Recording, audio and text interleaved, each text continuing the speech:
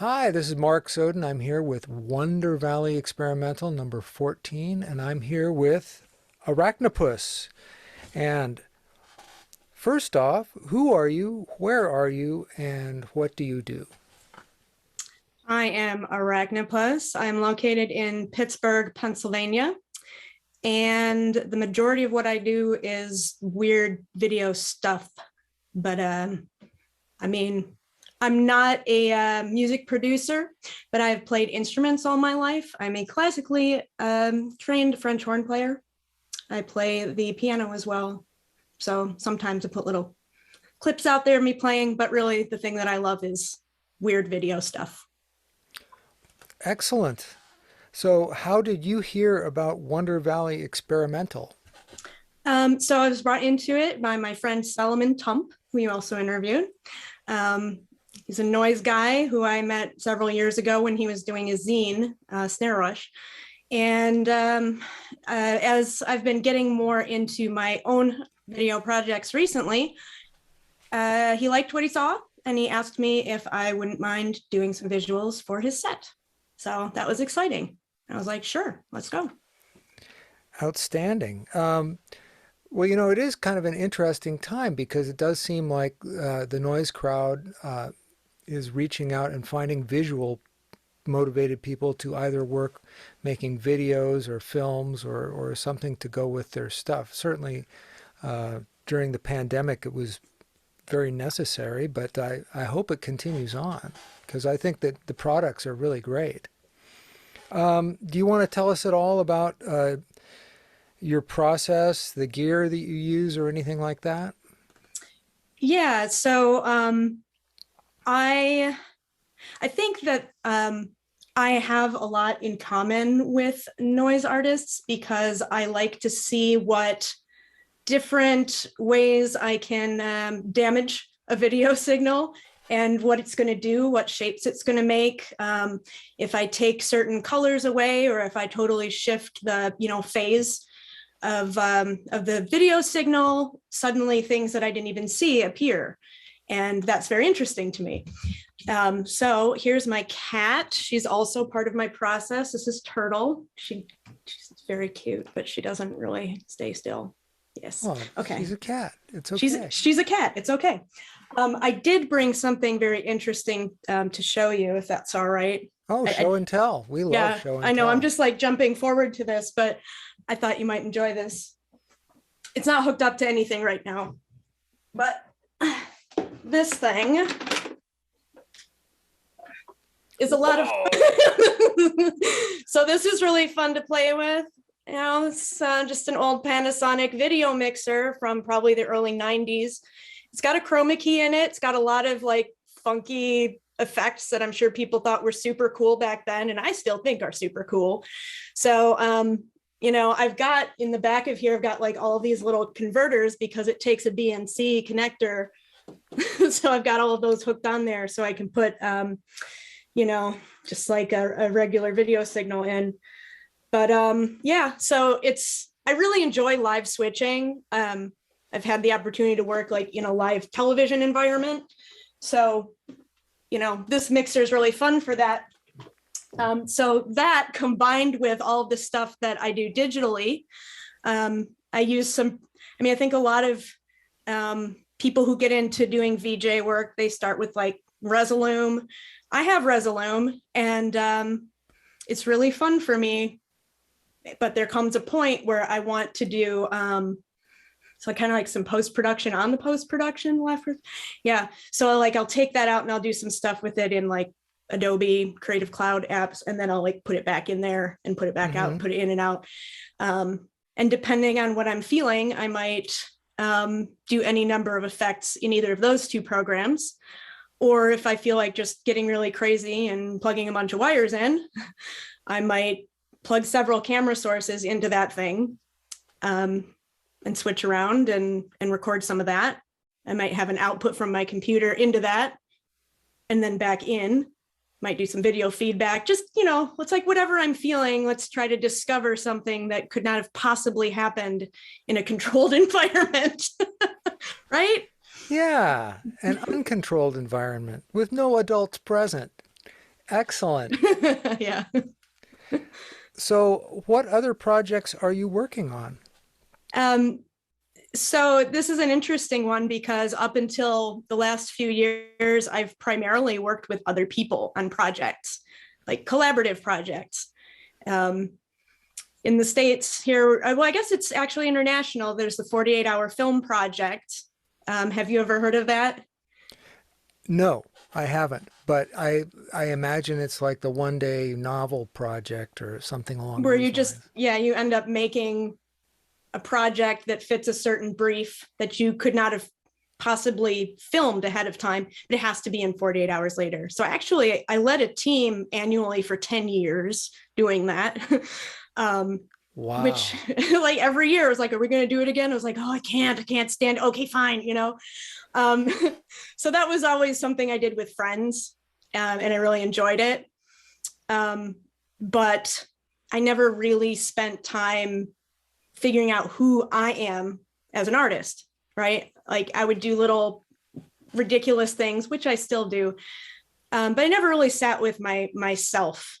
And then prior to the pandemic, actually in early 2017, I started an like online. Well, we called it a radio show, but it was in Discord. Mm. Like a lot of people use Discord now, Discord communities to listen to music together. But back then it was more of a novel thing. There were only a few music playing bots.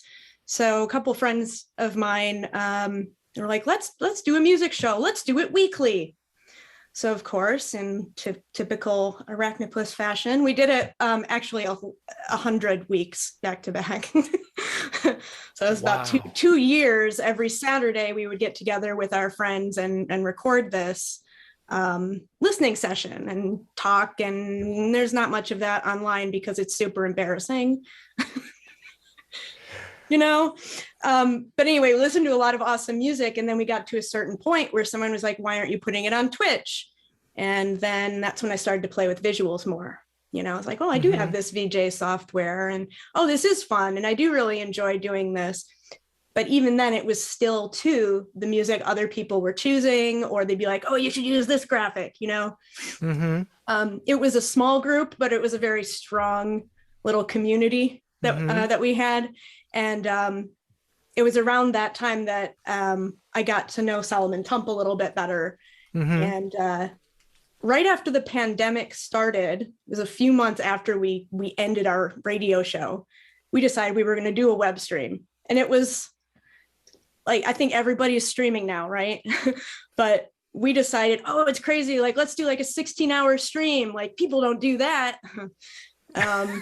They do now, but They do now, yeah. in March 2020, it was still pretty novel, I guess, to some of us at least.